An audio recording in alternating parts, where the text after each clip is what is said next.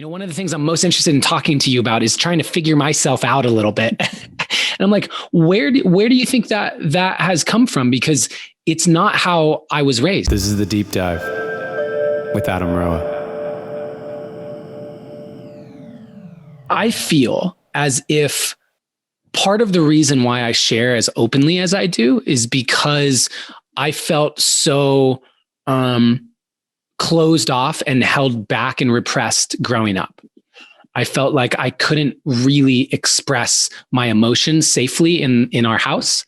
I felt like I needed to keep it all bottled up inside for a variety of reasons, from how dad was and the role model that he never showed emotion, to the ways in which emotion was handled in our household. And so I'm curious because where do you think this part comes from?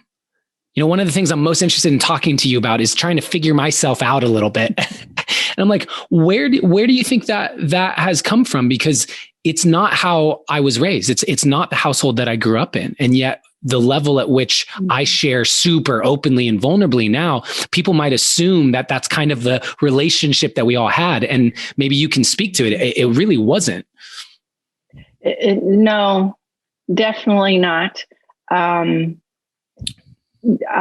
was always the super emotional one, and my codependence never helped, and always wanting things to be perfect, and then your dad emotionally unavailable, and the Asian culture and all that in there definitely isn't you didn't behave the way you are now in the household and things. And so it's hard to say where this came from, other than the fact that, I don't know, maybe, as they say, that you came into this life on that particular day to this particular family for the reason that you're living it now and helping others heal. Yeah. Well, do you feel, what was the reason?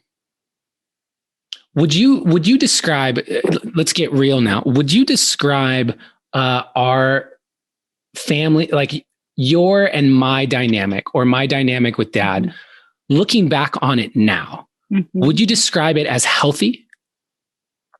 No. And what would you say now was unhealthy about the dynamics?